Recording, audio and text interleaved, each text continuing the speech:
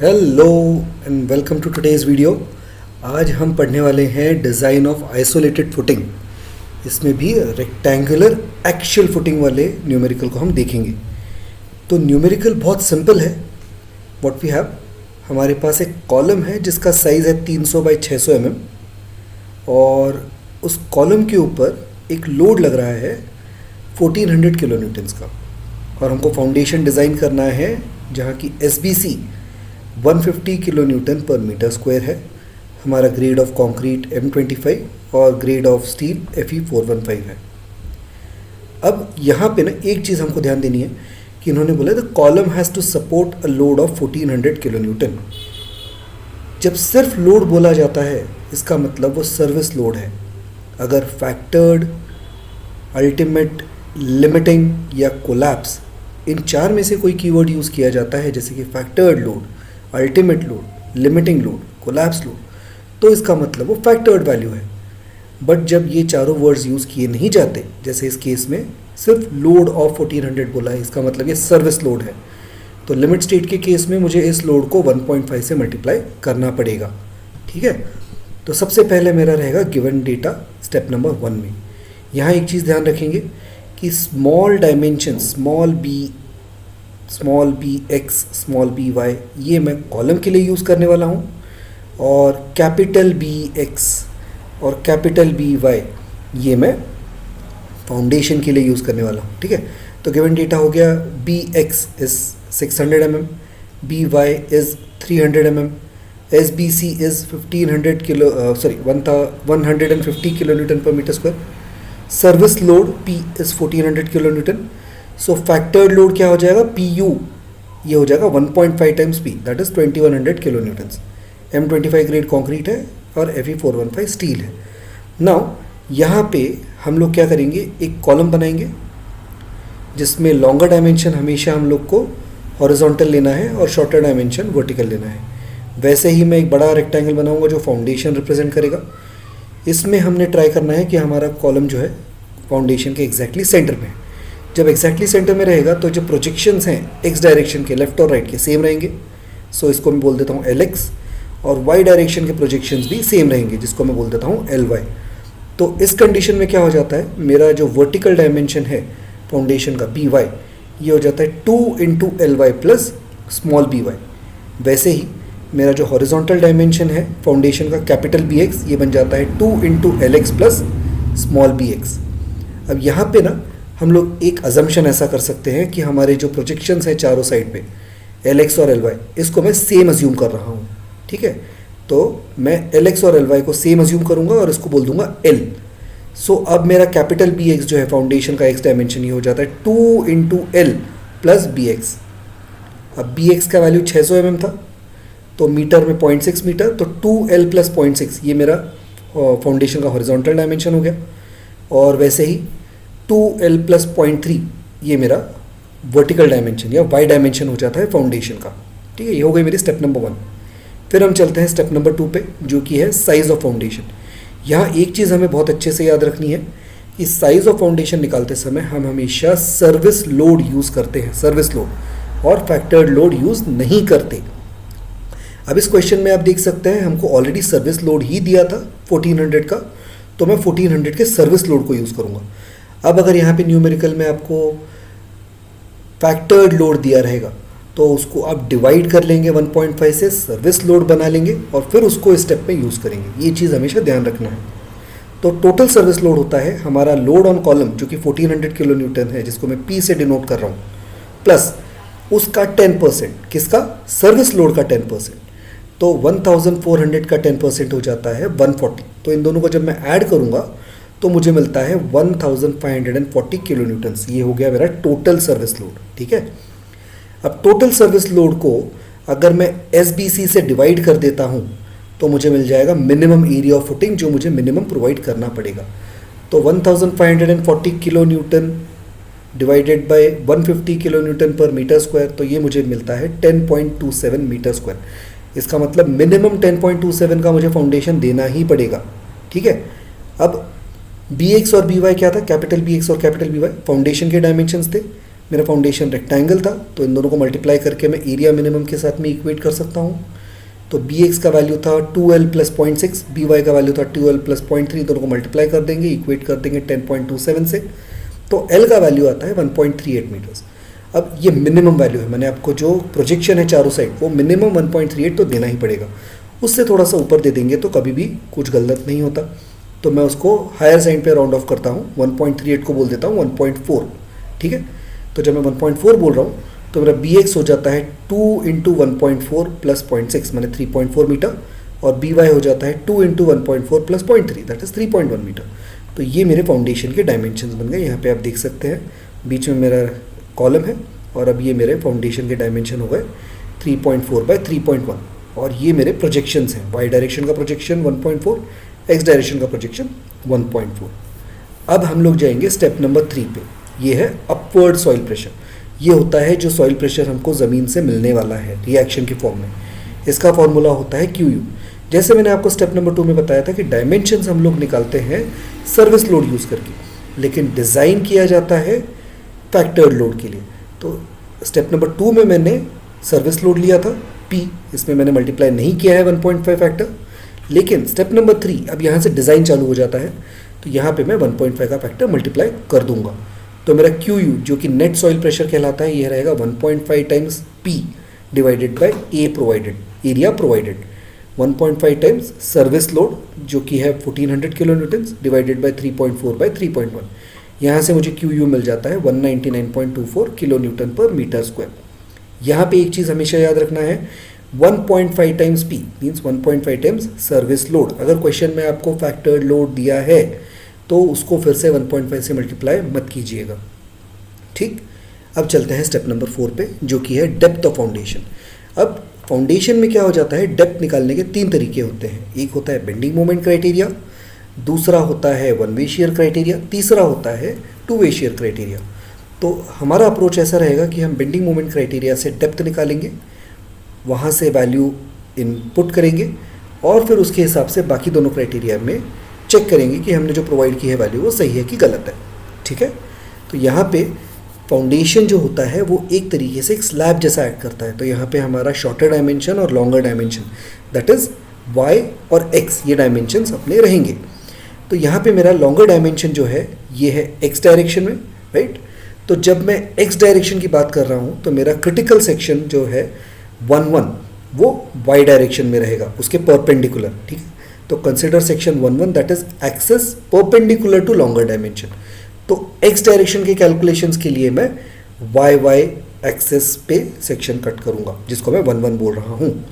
अब यहाँ पे एक और चीज़ हमको ध्यान देनी है कि जो क्रिटिकल सेक्शन होता है क्रिटिकल बेंडिंग मोमेंट के लिए, वो होता है at the face of column, माने कॉलम के फेस से चिपक के जो आपका एक्सेस बनता है, सेक्शन बनता है, वो क्रिटिकल सेक्शन होता है बेंडिंग मोमेंट के लिए।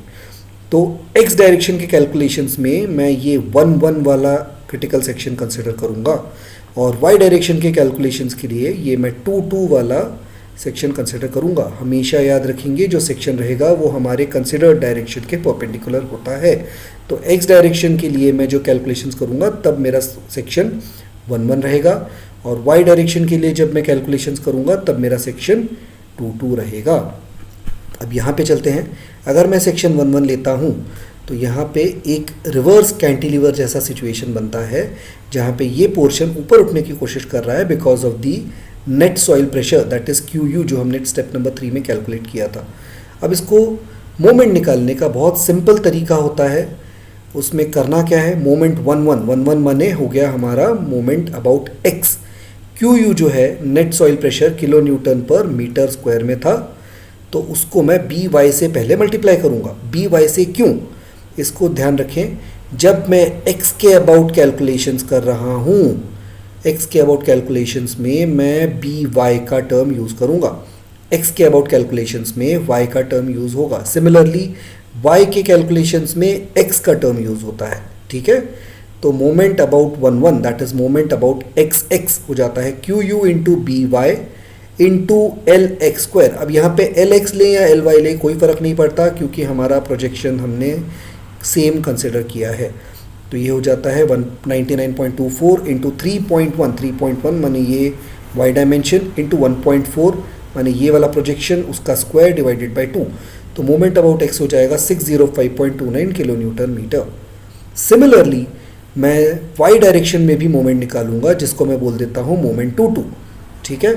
तो same logic Q U into Y के अबाउट मोमेंट जब हम निकालेंगे तो डायमेंशन यूज करेंगे B X. So moment about Y Y will be Q U into B X square, sorry Q U into B X into L square by 2।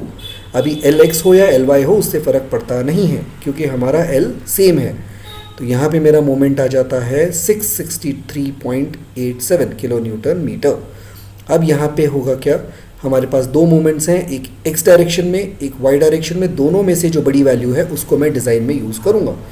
तो मेरा moment 2 जो है ये बड़ा है, तो यहाँ से मैं लेता हूँ मोमेंट 2 कैलकुलेशन में आगे। अब मोमेंट 2 माने कौन सा सेक्शन, 2 सेक्शन मेरा क्रिटिकल सेक्शन है।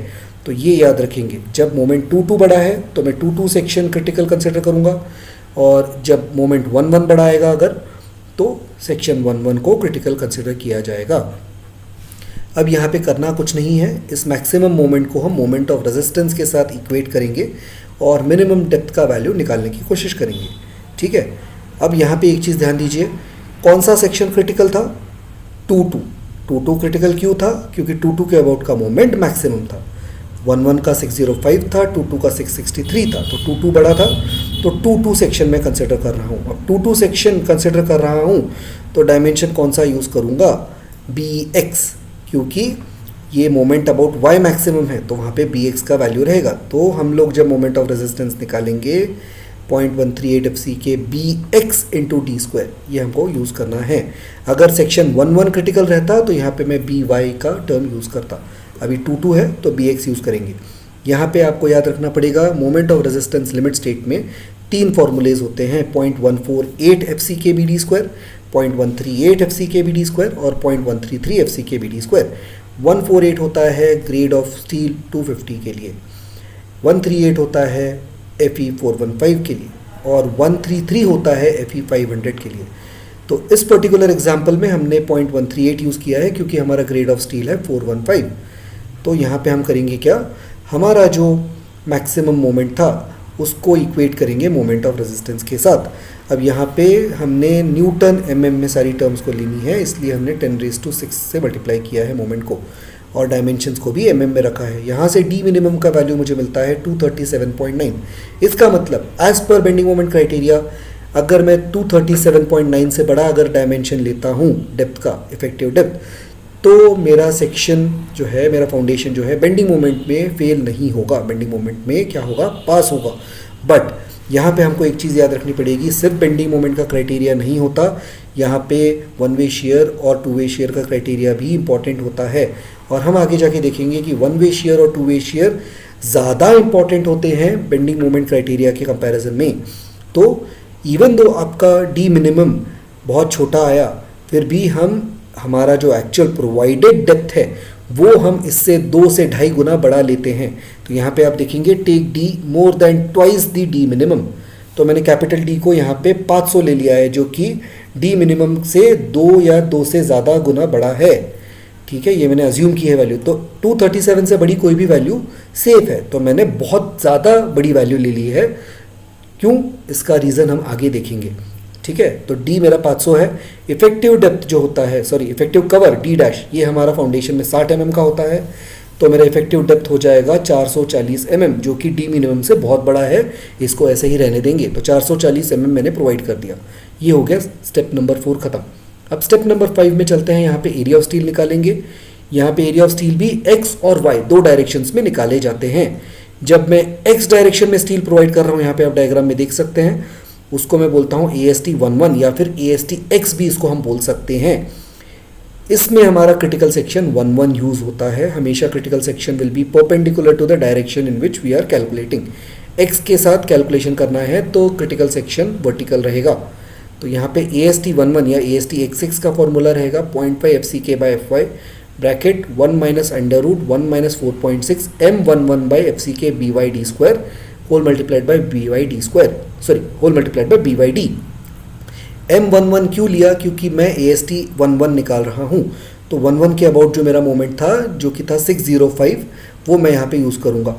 और सिंस मेरा स्टील एक्स डायरेक्शन में है तो मैं डायमेंशन बी का कौन सा यूज़ करूँगा, वाई डायमेंशन यूज़ करूँगा। हमेशा याद रखेंगे एक्स के कैलकुलेशन में बी वाई यूज़ करना है, वाई के कैलकुलेशन में बी एक्स यूज़ करना है।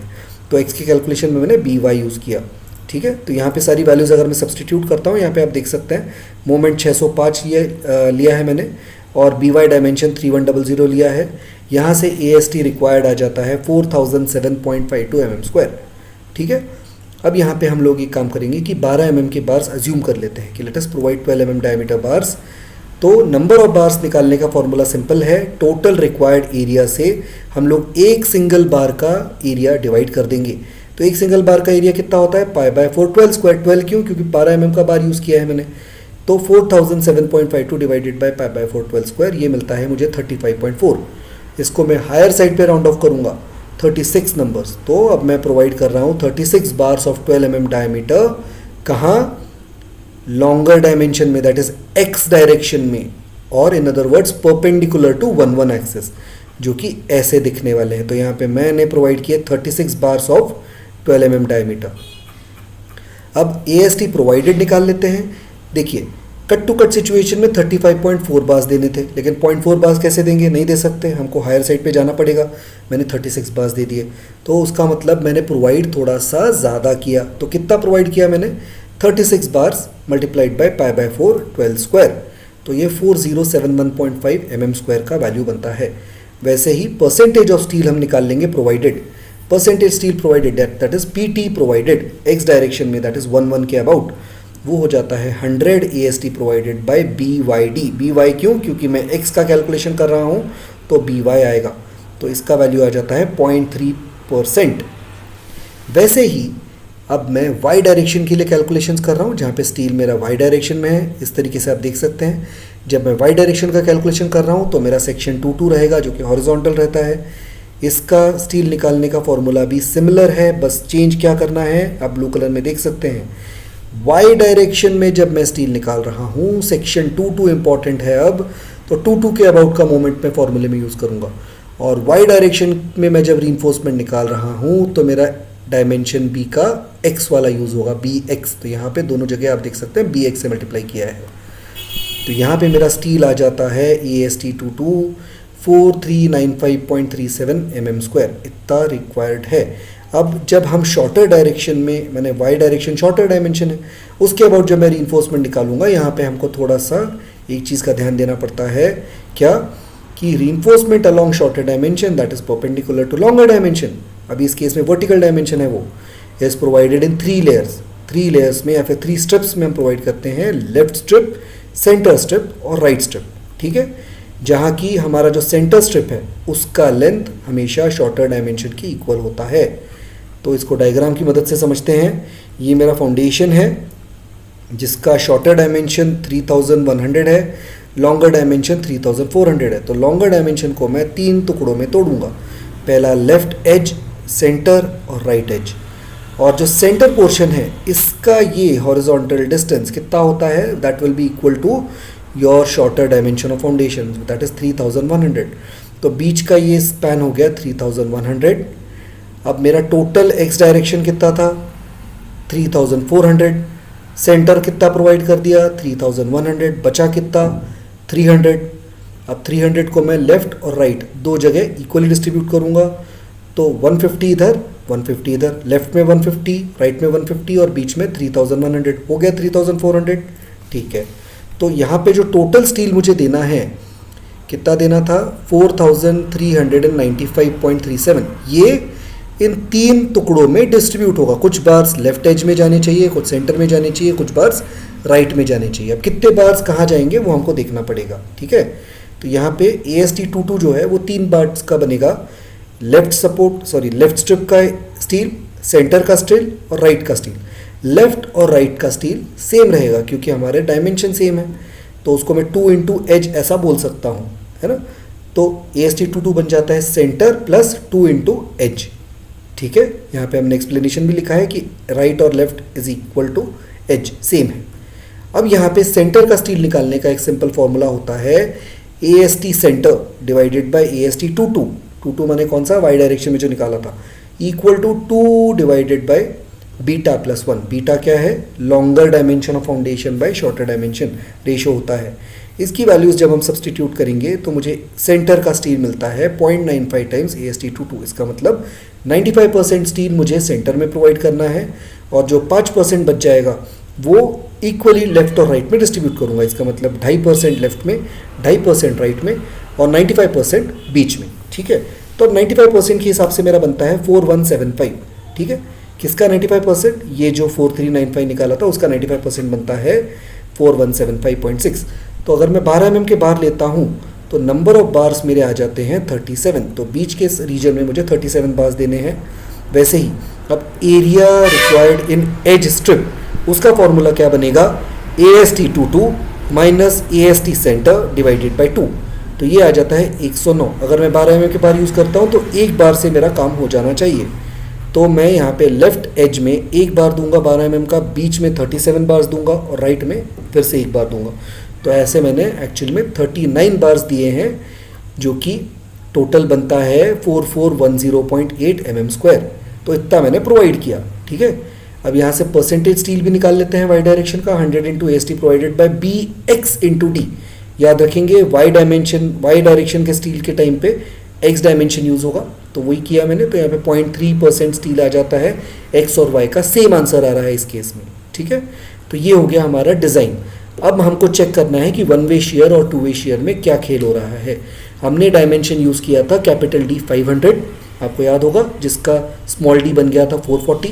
अब हमको वो चेक करना है कि हमने जो 440 का डेप्थ दिया है वो 1 वे शेयर और 2 वे शेयर में पास हो रहा है, हाँ या ना। उसके लिए सिंपल है, मैं शेयर चेक करूंगा 1 वे शेयर X डायरेक्शन में और Y डायरेक्शन में, और फिर पंचिंग शेयर चेक करूंगा। तो पहले चलते हैं 1 वे शेयर पे। तो 1 वे शेयर में फिर से हम X डायरेक्शन कंसिडर करेंगे। यहाँ पे आप डायरेक्ट डायग्राम देख सकते हैं। जब मैं X डायरेक्शन कंसिडर कर रहा हूँ, यहाँ पे एक चीज़ ध्यान देंगे कि अब जो क्रिटिकल सेक्शन है ये आप देखें फेस ऑफ कॉलम पे है क्या, नहीं। बेंडिंग मोमेंट क्राइटेरिया में जो था सेक्शन यहाँ था फेस ऑफ कॉलम पे, लेकिन 1 वे शेयर क्राइटेरिया में कहाँ आ गया, D डिस्टेंस दूर, कॉलम से D डिस्टेंस दूर हमारा क्रिटिकल सेक्शन रहता है। ठीक है, तो अब मेरा प्रोजेक्शन कितना बना, अगर 1400 का प्रोजेक्शन था कॉलम के फेस से फाउंडेशन के फेस तक, तो मेरा उसमें से D माइनस कर दूंगा, तो L माइनस D 960 mm का मेरा इफेक्टिव प्रोजेक्शन बचा। ठीक है, X डायरेक्शन का जब मैं स्ट्रेस निकालूंगा सेक्शन मेरा वर्टिकल रहेगा, ये तो हमको सबको पता है। तो अब मैं यहाँ पे पहले निकालता हूँ मेरा शेयर फोर्स। शेयर फोर्स का फॉर्मूला सिंपल है, QU, जो कि हमने स्टेप नंबर 3 में निकाला था। इसको मल्टीप्लाई कर देंगे इस शेडेड रीजन के एरिया के साथ, माने BY into L minus D। वही किया है, QU into BY minus into L minus D। अब यहाँ पे BY लेना है क्योंकि मैं X डायरेक्शन कंसिडर कर रहा हूँ, तो यहाँ पे BY आएगा। अगर आप सारी वैल्यू सब्सटीट्यूट करते हैं तो आपका shear force in X direction आता है 592.9 किलो न्यूटन्स। अब मैं इसका अगर स्ट्रेस निकालता हूँ टाउ V1, तो ये हो जाएगा VU1 that is force divided by BY into D। BY क्यों किया, क्योंकि X डायरेक्शन के कैलकुलेशन में मैं हमेशा BY यूज़ करता हूँ, तो BY इंटू D। यहाँ पे सारी वैल्यूज़ डाल दो। यहाँ पे आपका टाउ V1 आ जाएगा 0.43 न्यूटन पर mm²। टाउ V1 ये क्या है, टाउ V1 बेसिकली ये है जो स्ट्रेस आपके सेक्शन के ऊपर लगने वाला है। तो आपकी अब जो स्ट्रेंथ है वो 0.43 से ज़्यादा होनी चाहिए, तभी आपका फाउंडेशन सेफ रहेगा। अगर आपकी स्ट्रेंथ इस वैल्यू से कम है तो आपका फाउंडेशन क्या हो जाएगा, फेल हो जाएगा। तो अब हम चेक करते हैं हमारी स्ट्रेंथ कितनी है। आपको याद होगा स्टेप नंबर 5 में हमने परसेंटेज स्टील दिया था 0.3 X डायरेक्शन में। ठीक है, तो अब इस वैल्यू के लिए मैं मेरा शेयर स्ट्रेस निकालता हूँ। कहाँ से मिलेगा, टेबल नंबर 19 ऑफ IS 456-2000, जो कि हम यहाँ पे आते हैं IS कोड IS 456-2000। इसमें हम लोग जाएंगे टेबल 19। वो कहाँ मिलेगा, वो मिलेगा पेज नंबर 73 पे, ये वाला टेबल, पेज 73 टेबल नंबर 19। यहाँ पे एक चीज़ याद रखें कि टेबल नंबर 19 यूज़ होता है लिमिट स्टेट के केस में, टेबल नंबर 21 यूज़ होता है वर्किंग स्ट्रेस के केस में। तो लिमिट स्टेट और वर्किंग स्ट्रेस में टेबल का कंफ्यूजन मत करें, दोनों टेबल एक जैसे दिखते हैं लेकिन वैल्यूज़ अलग अलग हैं। तो लिमिट स्टेट में मैंने कौन सा टेबल यूज़ करना है, टेबल नंबर 19।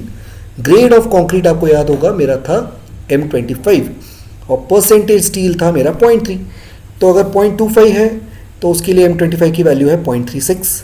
अगर 0.5 का स्टील है तो उसके लिए हमारी टाउ की वैल्यू है 0.49।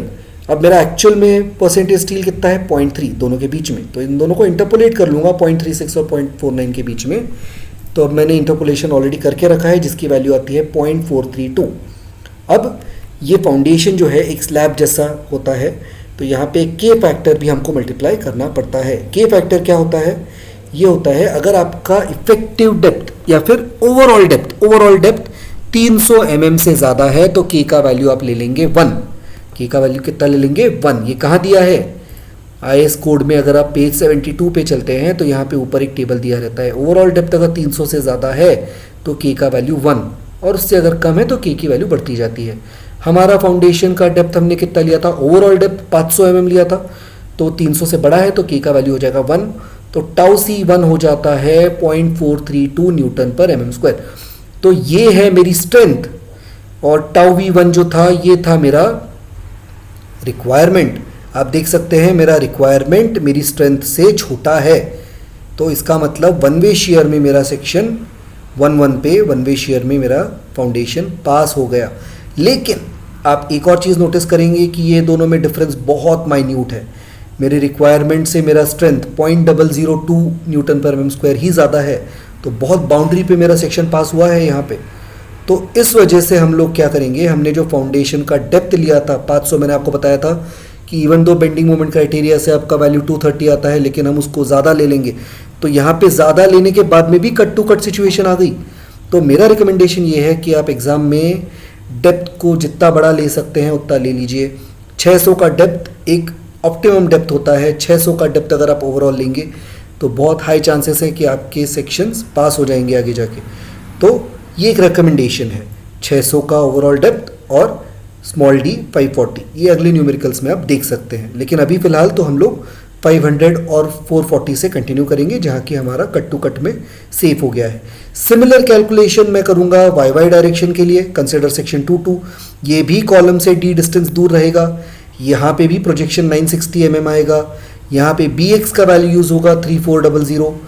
अगर आप स्ट्रेस निकालते हैं, फोर्स निकालते हैं, तो फोर्स का वैल्यू कुछ इस तरीके से निकलेगा।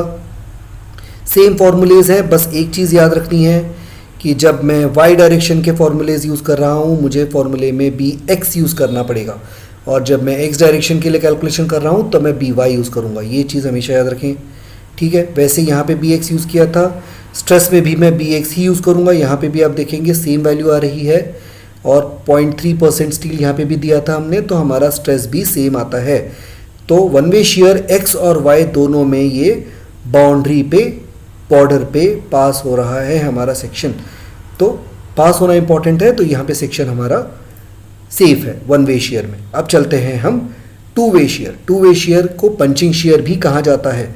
तो पंचिंग शेयर में क्या होता है, यहाँ पे x और y अलग अलग कैलकुलेट नहीं होते। हम लोग कॉलम के अराउंड एक पेरीफेरी कंसिडर करते हैं, एक ब्लॉक कंसिडर करते हैं, और वो पूरे ब्लॉक पे कंबाइंड इफेक्ट हम लोग पंचिंग का कैलकुलेट करते हैं। इस केस में हमारा जो क्रिटिकल सेक्शन होता है, जो कि यहाँ पे मैंने डॉटेड लाइन से प्लॉट किया है, वो होता है कॉलम के फेस से d/2 डिस्टेंस दूर ऑन ऑल 4 साइड्स। तो बाय दिस सिचुएशन और बाय दिस लॉजिक मेरा ये जो रेक्टेंगल है डॉटेड लाइन से बन रहा है उसका y डायमेंशन बन जाएगा by, small by, that is column का y डायमेंशन 300 प्लस d/2 दोनों साइड। तो ये बन जाता है 740 mm या फिर 0.74 मीटर्स। सिमिलरली x डायमेंशन बन जाएगा मेरा bx plus d/2 small bx है यहाँ पे, तो ये हो जाता है 1040 mm या फिर 1.04 मीटर। ये जो रेक्टेंगल बना इसको बोला जाता है पंचिंग ब्लॉक, ठीक है। क्या बोलते हैं इसको, पंचिंग ब्लॉक। तो इसके लिए हम लोग सारा कैलकुलेशन अब करेंगे। तो ये जो पंचिंग ब्लॉक है इसमें जिसका डायमेंशन 1.04 मीटर बाय 0.74 मीटर था, इसके ऊपर हमारा कॉलम का फैक्टर्ड लोड एक्ट कर रहा है, जिसकी वैल्यू कितनी है, PU 2100। क्वेश्चन में आपको याद होगा कि सर्विस लोड 1400 दिया था, तो उसको अगर मैं 1.5 से मल्टीप्लाई करता हूँ तो वो फैक्टर्ड लोड बनेगा। यहाँ पे मैं डिज़ाइन कर रहा हूँ तो फैक्टर्ड लोड को मैं कैलकुलेशन में यूज़ करूँगा, तो PU हो जाता है 2100, जो कि 1.5 टाइम्स है 1400 का। 2100 आ गया, जो कि वह ऊपर से नीचे ऐड कर रहा है। सिमिलरली यहाँ पे सॉइल प्रेशर है जो कि नीचे से रिएक्शन देगा। सॉइल प्रेशर का वैल्यू कितना था, स्टेप नंबर 3 में कैलकुलेट किया था हमने, QU 199.24 किलो न्यूटन पर मीटर स्क्वायर। उसको अगर मैं इस स्ट्रेस ब्लॉक या फिर हमारा जो पंचिंग ब्लॉक है उसके एरिया से मल्टीप्लाई कर दूंगा तो मुझे नीचे से आने वाला रिएक्शन फोर्स मिल जाएगा। तो वही हमने किया है, QU into area of punching block. तो पंचिंग ब्लॉक का एरिया कितना है 1.04 बाई 0.74, तो यहाँ से वैल्यू मिल जाती है 153.33 किलो न्यूटन्स। तो यहाँ पे इस ब्लॉक के ऊपर से लोड लग रहा है 2100 का, नीचे से रिएक्शन आ रहा है 153 का। तो नेट कितना बचा, इसको हम बोल देंगे पंचिंग फोर्स। तो ऊपर से लगने वाला 2100 माइनस नीचे से रिएक्शन मिलने वाली 153, नेट बचा 1946.67 किलो न्यूटन्स। ये हुआ मेरा पंचिंग शियर फोर्स। वैसे ही पंचिंग स्ट्रेस निकालूंगा तो उसमें force divided by cross section area. अब कौन सा क्रॉस सेक्शन एरिया यूज करेंगे, यहाँ पे तो एक्स वाई सब साथ में ऐड कर रहा है, मैंने ये वाला सेक्शन भी ऐड कर रहा है, ये वाला भी काम कर रहा है, इसके पीछे वाला भी काम कर रहा है, इसके पीछे वाला भी, चारों काम कर रहे हैं। ठीक है, तो सिंपल है, आप चारों के डायमेंशंस यूज करो। तो एक पेरीमीटर कैलकुलेट कर लो। पेरीमीटर माने यहाँ से अगर मैं निकला 1.04 प्लस 0.74, फिर से 1.04 ऐड कर देंगे, फिर से 0.74 ऐड कर देंगे, तो 2 टाइम्स 1.04 प्लस 2 टाइम्स 0.74, इन चारों को ऐड कर देंगे तो मुझे मिलता है 3.56 का पेरीमीटर। उसको मैं यूज़ करूँगा स्ट्रेस कैलकुलेशन में। यहाँ पे आप देखेंगे punching stress tau V punch होता है VU punch divided by B not D, B not होता है पेरीमीटर। ठीक है, यहाँ पे एक्स और वाई का फंडा ही नहीं है, यहाँ पे ओवरऑल सारा चारों डायमेंशन साथ में लेने हैं, तो मैं दोनों एक्स डायमेंशन और दोनों वाई डायमेंशन ऐड कर दूंगा तो मुझे B नॉट मिल जाएगा। तो यहाँ पे मुझे पंचिंग शियर का स्ट्रेस मिलता है 1.24 न्यूटन पर mm स्क्वायर। फिर से ये जो वैल्यू है ये है रिक्वायर्ड वैल्यू, मेरा रिक्वायरमेंट इतना है, इसका मतलब इतना पंचिंग स्ट्रेस मेरे ब्लॉक के ऊपर लग रहा है। अब मुझे देखना है कि मेरी स्ट्रेंथ कितनी है।